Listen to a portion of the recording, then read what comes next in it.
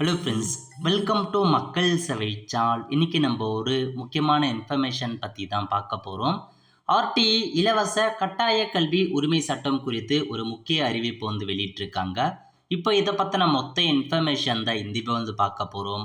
இந்த video skip பண்ணாமல் ஃபுல்லாக பாருங்க. அது மட்டும் அல்ல, இந்த வீடியோ நிறைய பேருக்கு ஷேர் பண்ணுங்க. ஓகே, அதாவது ஆர்டிஇ அட்மிஷன் குறித்து இன்னைக்கு பார்த்தோம் ஒரு அப்டேட்டை கொடுத்துருக்காங்க பாருங்க. அதாவது இன்னைக்கு அதை பார்த்தா கோர்ட்டில் கேஸ் இன்னைக்கு போயிட்டு இருக்கு. அதில் என்ன சொல்லியிருந்தாங்க அப்படின்னா, ஆர்டிஇ சட்டத்தின் கீழ் தனியார் பள்ளிகளில் 25% இடஒதுக்கீட்டுக்கு ஒதுக்க வேண்டிய நிதியை தமிழ்நாடுக்கு ஒதுக்க வேண்டும் அப்படின்ற மாரி ஒன்றிய அரசுக்கு சென்னை உயர்நீதிமன்றம் பார்த்தா உத்தரவு பிறப்பிச்சிருக்காங்க. ஸோ அந்த ஆர்டிஇ ஸ்கீம் மூலமாக தமிழக அரசுக்கு வர வேண்டிய பணத்தை நீங்கள் மத்திய அரசு கொடுக்கணும் அப்படின்ற மாரி சென்னை உயர்நீதிமன்றம் இன்னைக்கு பார்த்தா ஒரு அப்டேட் அறிவிச்சிருக்காங்க. அதேமாரி கல்வி உரிமை சட்டத்தில் 25% ஒதுக்கீட்டு மாலுக்கான கல்வி கட்டணத்தில் 60% தொகையை மத்திய அரசும் 40% தொகையை மாநில அரசும் பார்த்தா வழங்க வேண்டும். இந்த ஸ்கீமில் அதாங்க முக்கியமான இன்ஃபர்மேஷன். 60% சென்ட்ரல் கவர்மெண்ட், 40%க்கான அமௌண்ட்டை ஸ்டேட் கவர்மெண்ட் செலுத்துகிற மாதிரி இருக்கும். இருந்தாலும் 2021 கல்வியாண்டு முதல் 2023 வரைக்கும் இது வரைக்கும் மத்திய அரசு நிதியை ஒதுக்கல. ஸோ 100% தொகையை மாநில அரசு தான் வழங்கிட்டு வருது அப்படின்ற மாரி அதில் பார்த்தா கோர்ட்டில் தெரிவிச்சிருக்காங்க. ஸோ இப்போ அவங்க என்ன சொல்லிட்டாங்க அப்படின்னா, ஒன்று மத்திய அரசு வழங்கணும், அந்த அமௌண்ட்டை வழங்கி அதுக்கான ஆர்டிஐ தூங்கணும் அப்படின்ற மாதிரி ஒரு அப்டேட்டை கொடுத்துருக்காங்க. ஸோ இதான் உங்களுக்கான லேட்டஸ்ட் அப்டேட்.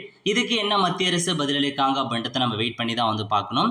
ஸோ நேற்று ஒரு அப்டேட் கொடுத்துருந்தாங்க. அதாவது இந்த ஆர்டிஐ நிதி குறித்து பார்த்தா எந்த விதமான அவசரமும் தேவையில்ல, விசாரிக்கிறதுக்கு எந்த அவசரமும் தேவையில்ல அப்படின்ற மாரி மறுப்பு தெரிவிச்சிருந்தாங்க நேற்று.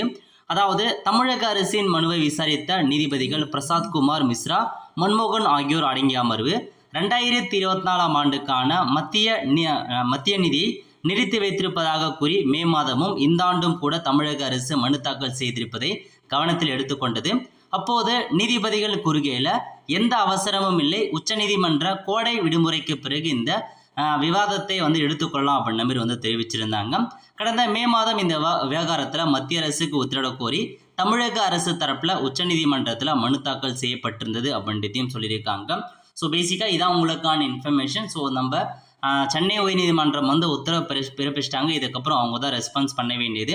கிட்டத்தட்ட பார்த்தா 2024-25 நிதியாண்டுக்கு ஸோ தமிழ்நாடு, கேரளா, மேற்கு வங்கம் அவங்கள தவிர்த்து மீதி இருக்க எல்லா ஸ்டேட்டுக்குமே சம்மந்தப்பட்ட மணியை அனுப்பிட்டாங்க அப்படின்ற மாரி தான் கொடுத்துருக்காங்க.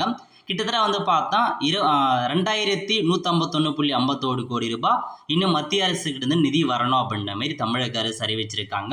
இப்போதைக்கு ஆர்டிஐக்கான லேட்டஸ்ட் கேஸ் அப்டேட் இதுதாங்க. ஸோ கண்டிப்பாக பார்த்தா இந்த வருஷம் ஆர்டிஐ வர்றதுக்கு ரொம்பவே சான்சஸ் கம்மி தான். ஸோ வெயிட் பண்ணுறதை விட்டுட்டு நீங்கள் ஸோ குழந்தைகளை பார்த்தா வேறு ஸ்கூலில் சேர்க்க பாருங்கள். ஆர்டிஐக்கு வெயிட் பண்ணுறது வேஸ்ட்டு தான். ஏன்னா இதுக்கப்புறம் இன்னும் அவங்க பார்த்தா பதில் தரணும். இன்னும் நிறையா இன்ஃபர்மேஷன்ஸ் இருக்குது. அதுக்குள்ளே பார்த்தா நிறையா மந்த்து போயிடும். ஸோ இந்த வருஷம் நடக்கிறதுக்கான வாய்ப்புகள் ரொம்பவே குறைவு தான். ஸோ வெயிட் பண்ணி தான் பார்க்கலாம். ஸோ முன்கூட்டியே பார்த்தா கொஞ்சம் பொறுமையாக கூட வெயிட் பண்ணுங்கள். பட் இருந்தாலும் பார்த்தா இந்த வருஷம் நடக்கிறது ரொம்பவே கஷ்டம் தான். ஸோ அதுக்கேற்ற மாதிரி பிளான் பண்ணி உங்கள் குழந்தைய ஸ்கூலில் சேர்க்க பாருங்கள்.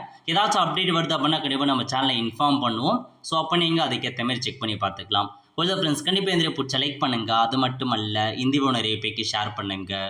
அடுத்த ஒரு நல்ல சந்திப்போம். நன்றி, வணக்கம்.